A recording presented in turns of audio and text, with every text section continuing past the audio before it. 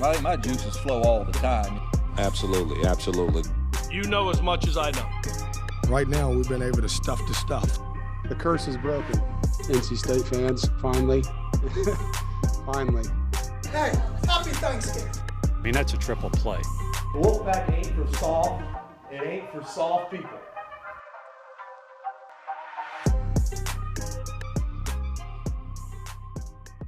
Welcome back to another season of Pack Therapy. It's a new football season. We got a new face in this studio. We got Mike Glennon, Wolfpack legend, former NFL quarterback, and now with the Pack of Wolves Collective. Mike, do you know what you've gotten yourself into here? I think I do. I mean, heading into this first week, I'm getting a lot of positive vibes from you, but I got to enjoy this while I can because it could change quickly. You know, this Pack Therapy, I want it to be positive. You, on the other hand, I'm not sure exactly what you're going to bring, but I know that we got a lot of positive energy as we head into this first week of the season going against ECU, so let's get into it. I'm looking forward to it. It's interesting you bring up that you're going to be the positive one. You know, you and I together, we're in something called the Garner Golf Gambling Group. If the NFL people are listening, it's golf. You're allowed to do that. You're allowed to bet on golf. And within the group, there are certain people, let's just say Josh Goodson, who you work with on the Pack of Wolves Collective, who said, all right, so basically Mike's going to be the good cop and you're going to be the bad cop. That's what you're saying here. And I was like, listen, just because I'm a realist doesn't mean I am the bad cop. Okay, so we should probably start that. We should start the podcast that way with an understanding of our roles. I like it. Lay it all out there. Okay. That being said, I am very bullish on this NC State team because I believe this is a 3-year cycle. This isn't just a 1-year team. You know, it started in 2020 when Dave Doran remade his coaching staff, when in a pandemic, these players basically had nothing else but football and played pretty much only ACC games, and were pretty good in the ACC that year, winning 7 games. So to me, I look at NC State and I go, okay, it's not just this year, it's the culmination of the past 3 years. That being said, they head into this season ranked number 13 in the AP. It's the highest they've ever been in the preseason, or equals the highest they've ever been in the preseason. But they weren't picked to win the ACC. They're not in the top 10. 13 is good, but it's not the top 10. I think there's probably a difference between those numbers. My question to you as an actual player, and I'm a student of NC State history. You're the player. You're the actual football expert. Do expectations matter? They absolutely do. They do. I think it sets a standard, and I think the players, I don't think the expectations are created by the media, by the fans. I think these players have created these expectations for themselves, and their standard is higher than it's ever been, and their goals and aspirations. You know, every year teams go into the beginning of the season, hey, I want to win an ACC championship. And I think everyone thinks it's attainable, but in the back of their mind, I'm sure there's some years where like, I don't really know. This year, these guys have the confidence and believe we can do this. We can win the ACC. And I think the stars have aligned for them, like you said. It's kind of been a cycle with Dave Doran as a head coach. You look back to that previous cycle, it was, you know, with Bradley Chubb and Ryan Finley and Nyheim Hines, and all of a sudden these guys were old. And the last year before they go to the NFL, they have a good season and almost knock off Clemson. And really, Clemson, you know better than me, they might have gone on to win the national championship that year. No, that was their Kelly Bryant year. They ended up losing in their first playoff game that year. Okay, either way. I mean, but that's the down year for Clemson, right? And I think this year, after beating Clemson last year, these guys now know we go to down Death Valley October 1st. We can beat these guys. We did it last year. We can do it again. And I think that'll end up being the game of the year. But back to your original question, do expectations matter? They absolutely do. I think Clemson, you know, if there wasn't expectations, Clemson to go into a bowl game every year would just, you know, the fan base isn't happy with that. The players aren't happy with that. Okay. The players have an expectation that at Clemson, we're going to go to the college football playoff. At NC State now, the expectation is we're going to play in an ACC championship. Interesting to hear you say that because I think about your first year as a starter, 2011, and you tuned everything out around you as a player. You were able to do that. You replaced Russell Wilson, and there was an expectation on you, but that was your expectation. That was Tom O'Brien's expectation. That wasn't the outside expectation, right? So there's two different portions of expectations here. And that's what I think I'm getting. I think these players have an expectation, and to me, it's more of a standard than an expectation. Yeah, they were 7-3 in the league during the pandemic. That's pretty good. Only Clemson and Notre Dame that year had a better record in the league. Last year, they're 6-2 in the league, and they lost to Wake. They lose a game down at Wake, which happens, as you know. Strange things happen in Winston-Salem, and we'll get to that on as the season goes along on this podcast. But 6-2 in the league last year, with wins over Clemson, wins over Carolina, the two preseason teams. And I guess that's where I'm kind of coming at it. I hear some people say, well, Carolina last year was preseason top 10. They were picked to win the division. And you could even hear Mac Brown kind of retcon that thing this year where he says, I think we listened too much to the hype. I think we believed our own hype. I look at NC State this year and I go, again, not picked to win the division or the league, not in the top 10. So it almost feels like it might even be motivating for NC State this year. I think Dave has done a great job embracing this, and they're not going to run away from it. Right. They're just going to embrace it. And when you have a veteran group, when you have 10 guys returning on defense, is it? Yeah, pretty much everybody but Vi Jones on defense. And you have a quarterback that's extremely cerebral and doesn't get too high, doesn't get too low. I don't think he's paying attention to the noise. Now, there's a difference between pay attention to the noise and expectations and standards. And I think that Devin Leary is so even-keeled that he's not really worried about what the outside world is saying. When you have 10 guys returning on defense, they're not – you can play cohesive as a group. And when you have that, that's where you don't have those games that might get away, where you're overconfident. I think these guys are going to come out and show that they belong. And between that defense and the quarterback returning, I'm with you. I'm very bullish on this season. All right, so I'm Joe Giglio, work here at 99.9 The Fan. Listen to us every day on the OG 3 to 6. Mike Glennon played quarterback at NC State 2011, 2012. Started. Those are your 2 years of starting. I don't want to shortchange your other 3 years. You can correct me if I'm wrong on that front. Played in the NFL for 9 years. Now, I'm introducing you to this media game here, and there is nothing that says I'm in the media more than going through the schedule and picking a team's record.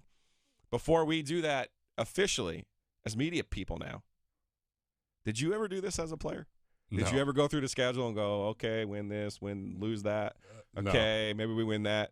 No. Did you ever do it? No, the only thing I would do is I'd look at the schedule and see how many cold games we have. Cold games. Cold games, yeah. Go right to the end. See if we're playing BC at the end of the year up at BC, what those games might look like. As a player, you don't go through, checking off wins and losses.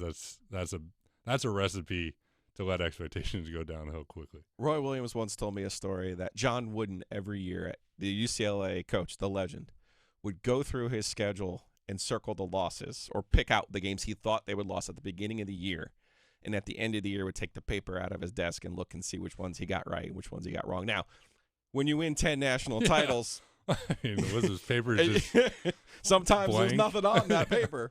But Roy said he never tried to do that in his coaching career. He couldn't bring himself to do it. But funny to note that John Wooden did what we're about to do right now, which is predict NC State's record for this season. Now, longtime listeners of Pack Therapy are going to note your former teammate and our friend, Brandon Bishop, last year correctly predicted a 9-3 finish for the Wolfpack on this podcast. I had them at 8-4. I will not use this time to qualify that I was an onside kick away from being right and Brandon being wrong. I will just say Brandon was right because those were the numbers. 9-3 was his prediction last year.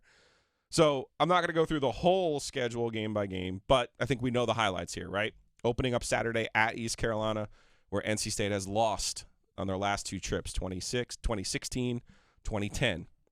The notable non-conference game at home is against Texas Tech. That's on September 17th. Red Raiders aren't quite in their salad days of Cliff Kingsbury or Mike Leach, but still a Power 5 opponent. The big one everyone has circled is at Clemson, October 1st. That game's on the road. Mike, the one that I am most worried about, yes, even more so than the Clemson game, is the following week against Florida State at home on the 8th. Other highlights include a Thursday night game against Virginia Tech. They do get Wake Forest here. That game's in November. I'm guessing Sam Hartman will be back by then. We'll have to see how that works out. And then the season concludes with a pair of tricky road games. Well, a pair of road games, one that could be tricky at Louisville on November 19th, which is a Saturday, and then it concludes with the Friday, the day after Thanksgiving game, which is in Chapel Hill. 12 regular season games. The Wolfpack's record on November 25th is going to be, Mike Glennon says, 10-2. 10-2. Joe Giglio says 10-2. Ooh. Let's see now where we differ. What do you see of the two losses being? Everyone talks about control. We control. You know, I heard last night on the Inside Access show, Dave Dorn say we're our biggest opponent, and I think I don't want to say the key to NC State season, but a huge part is going to be how does DJ Uyunglele develop. If he develops, that game scares me. But if he doesn't, I think NC State can knock him off. If he's the quarterback or the freshman, Cade Klubnik, yeah. Cade Klubnik, Clemson's going to be in a tough spot. You know, if DJ doesn't show signs of improvement, what do? They can't wait to week 4 to break this quarterback in his first career start against NC State. I don't think that would be smart of them. Now, with that being said, I do think NC State knocks off Clemson. The Florida State game scares me. If Sam Hartman is back, that could be up in the air. And then those last 2 games scare me as well. So going pick to Louisville. You got to pick 2. If I had to pick 2, I'm going with they lose to Florida State and Louisville. Okay. Just so you know, when we are on a show together like this, it's better when we disagree on things.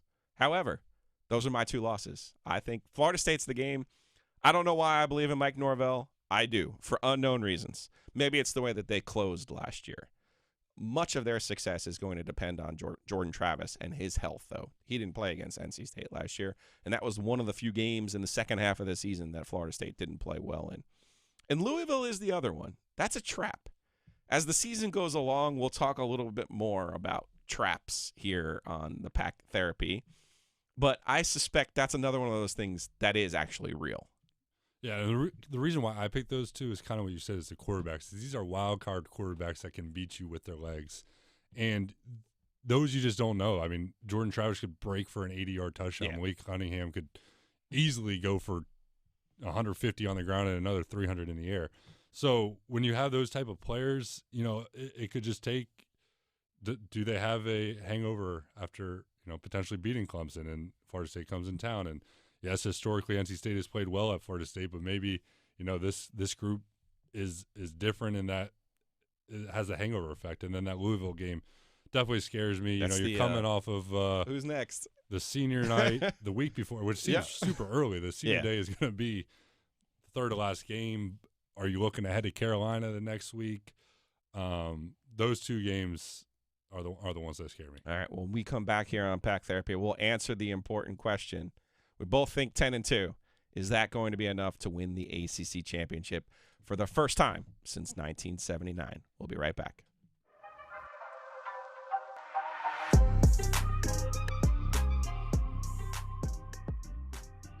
Welcome back to Pack Therapy. It's our podcast. I'm Joe Giglio, your host, along with Mike Glennon. Pack Therapy is brought to you by Pack of Wolves, an NIL collective, empowering Wolfpack athletes, engaging Wolfpack fans. All right, Mike, we both gave a prediction of 10-2 on the season for NC State, what we believe they will go this year.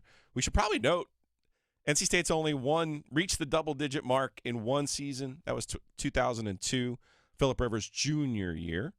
They still ended up 5-3 in the league that year. So can NC State do what they haven't done since 1979 this football season, and that is win the ACC championship? I believe this is the year. You know, you go back to Phillip Rivers. I think Devin Leary in his 5th year here at NC State with this defense, I think this is the year. And, you know, if they go 10-2, that might require Clemson losing another game, which I think is going to happen. So I think this is the year that the Wolfpack finally gets over the hump and heads down to Charlotte and can bring the title home back to Raleigh.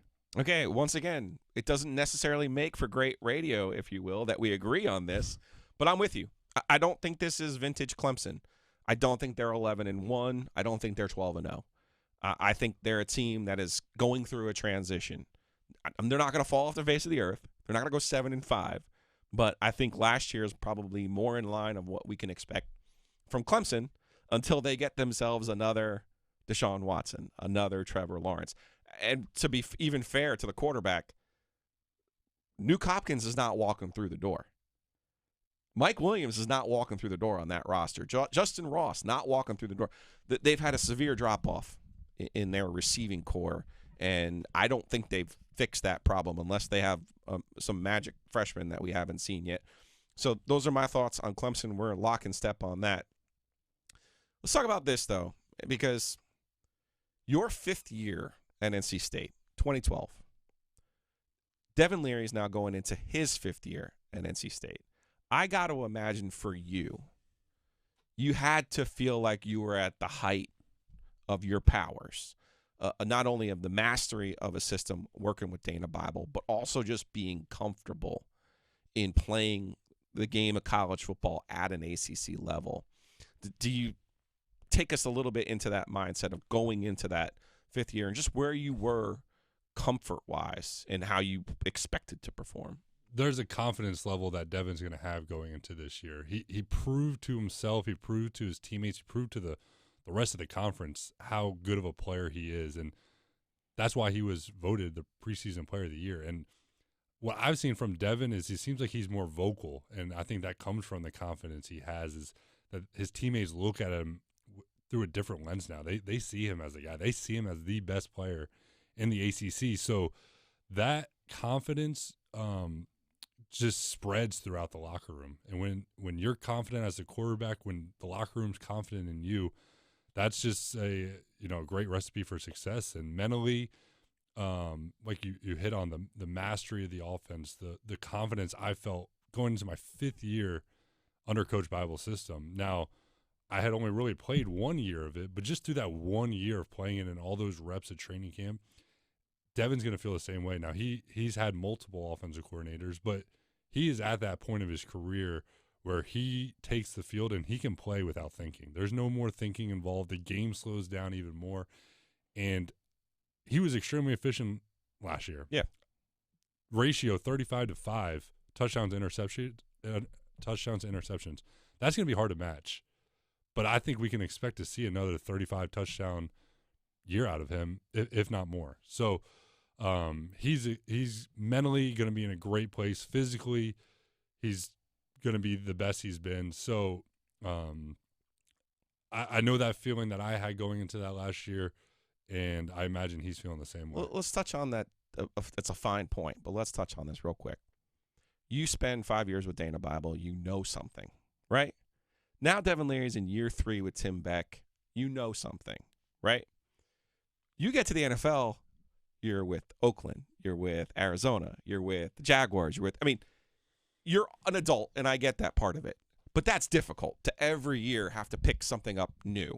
And that's where Devin was at the beginning of his college career. Eli Drinkwitz, then it's Des Kitchings, then it's Tim Beck. How much more reassuring is it to just know the language and to know the familiarity with your offensive coordinator and play caller? Well, I went through in 9 years in the NFL, I had 10 different offensive coordinators, 8 different offenses. So I just expected every year, hey, I'm going to learn a new offense. Right. And you get kind of good at it. Now, I had a lot of experience with it. I was older. I was more mature. Doing that in your first 3 years of college, that's not easy. And I think he has the confidence now. I've seen his relationship with Coach Beck. And Coach Beck has done a phenomenal job with him. He doesn't try to bog him down. He doesn't put too much on his plate. He puts just enough where he thinks his quarterback can handle this amount, and that allows him to play fast. He doesn't want him at the line of scrimmage overthinking things. He just wants him playing fast and doing what he does best, and that's throwing the football. And Devin throws it as well as anyone. And as he heads into this last year, he's only going to get better, and he's going to be able to have a little bit more on his plate as he heads into this 5th year. And I've sat in the meetings. I've heard him ask the questions. He's asking all the right questions. He's asking for a little bit more on his plate. He doesn't need too much, just a little bit more to be an extension of that coach on the field, and he's ready to take that next step this year. When you say a little bit more, without trying to give away any trade secrets here, does that mean the ability to audible? Does that mean calling some of his own plays in a hurry-up situation? What does that mean to you? I think it means little subtle things as far as More of a nuance than I that. have this look, the DB is playing a certain way. I'm going to signal my receiver this route. They're showing this blitz. I'm going to change the protection and slide to it. That way we don't have to throw high. Little subtle things that isn't, if you don't do it, it's not the end of the world. But if you do it, you may turn a bad play into a good play, or you may turn a good play into a great play. So it's just those little subtle things of the chess match that kind of coordinators play against each other. Now Devin can step in and help Coach Beck, if he's in a bad play, get him to a little bit better play. But it doesn't need to be done all the time. He doesn't need to be out there every play trying to get themselves in the perfect play. You mentioned the unbelievable numbers from last season. Here they are. Devin Leary completed 65% of his passes for 3,433 yards, had 35 touchdowns, 5 interceptions. Now, you mentioned Tim Beck and the way that he's kind of gone about building this offense. Tim Beck's the third different offense coordinator under Dave Doran. And Dave Doran, one of my favorite things that Dave has ever said was, you pass to score, you run to win. And it might have even been to their detriment last year that they tried to run as much as they did, because they probably felt like they had 2+ backs in Ricky Person and Bam Knight. The biggest question mark for this NC State team is at running back. Jordan Houston's a guy who's been in the program, has been a change of pace, only touched the ball 20 times last year, though. I don't know if they're going to just jump in and give everything to him. Demi Sumo is a kid we haven't seen, was the scout team player of the year on offense last year. I suspect my Spidey senses are tingling a little bit. We're going to see a little bit of him starting Saturday in Greenville. I think he could be an important part of the offense. But I wonder, my concern for Devin is maybe they try to ask him to do too much this year, and you can get caught up maybe in a Sam Howell situation last year where you're like, oh, no, I only threw 7 interceptions the year before. Now all of a sudden I've got 7 in the first 3 games. Something along those lines. That's my concern for Devin. When you look at it as a quarterback, what do you see as a potential concern for Devin Leary heading into this season? He just needs to let loose and not worry about those numbers. It's honestly unrealistic for him to throw less than 5 interceptions. Yes. So he needs to get that in his head right now. Right. I'm probably going to throw more than 5 interceptions this year. And I'm going to have to do more than I did last year because they lost their 2 running backs. They lost the number 6 overall pick at left tackle, who was an absolute mauler when they ran the ball. So they're going to have to find ways to make up for those yardage that they had last year. And it's probably going to come from Devin throwing the ball more. And 3,500 yards, I think he'll eclipse 4,000 this year. And if NC State has the success they want, they're going to have to, because he's the best player on their team, and they're going to have to find ways to let him make more plays. What does he have to do better? I just think he needs to continue to grow and mature in this offense, and like we said, take more ownership of it and do the best he can of limiting the turnovers. But I thought you bring up a great point. He needs to get in his head right now that I am probably going to throw the ball or throw more than 5 interceptions this year, because if he starts thinking about that. And that's okay. That's like okay. You had an unbelievable statistical year last year. That's like a blip. That's not if he normal. goes for 35 and 10, that's still a good ratio. Yeah. Obviously we want to keep it as low as possible, but at the end of the day, interceptions happen, and he'll be fine. I don't think he buys into that stuff. But NC State is going to have to see more out of Devin Leary this year, not because he played bad last year. I'm not saying that way, just to make up for the pieces that they're missing this year. We appreciate you listening to Pack Therapy. I'm your host, Joe Giglio. That's Mike Glennon. We'll be back next Friday, and we appreciate the Pack of Wolves and NIL Collective, empowering Wolfpack athletes, engaging Wolfpack fans. All right, Mike, let's leave the people with a prediction for Saturday's game in Greenville. I'm of the mind that NC State, this is Dave Doran's best team. Year 10, all of the reasons we spoke about. The one reason we haven't, COVID, gave a lot of players an extra year of eligibility, particularly on the defensive side. You have a player in Peyton Wilson coming back who, if he hadn't gotten hurt early last year, he's in the NFL right now. I mean, there's no doubt in my mind that he's in the NFL right now. But you have this extra year. You have this extraordinary circumstance. I like what Mike Houston has done at ECU. I do. They went 7-5 last year. He has them moving in the right direction. You look at his track record, they're going to be a good team this year. And I think they'll be a good team, and they're going to show up on Saturday. I still think NC State wins this game. And I still think they probably cover the number too. What do you see happening Saturday in Greenville? Noon start. I see an easy cover. I shouldn't say easy. I expect them to cover. I think this is a 17-point win for NC State. And at the end of the day, the superior talent that NC State has is going to show on the field. That defense, those linebackers, that defensive line, the secondary, Devin Leary, Thayer Thomas, Devin Carter, is just going to be too much for ECU to handle. When you don't have a preseason, which you don't in college football, which one's usually ahead of the other? The defense early in the season or the offense? I think the defense usually is. Now, tackling can be an issue, but NC State's going to pick up right where they left off last year. They have that cohesiveness on the defense. Devin's going to pick up right where he left off, and I think NC State rolls over the Pirates in Greenville this weekend. Apple, Spotify, Google, you name it. We're also on WRALSportsFan.com. You can catch us on WRAL Sports Plus as well. Mike Glennon will be back next Friday right here for another session of Pack Therapy.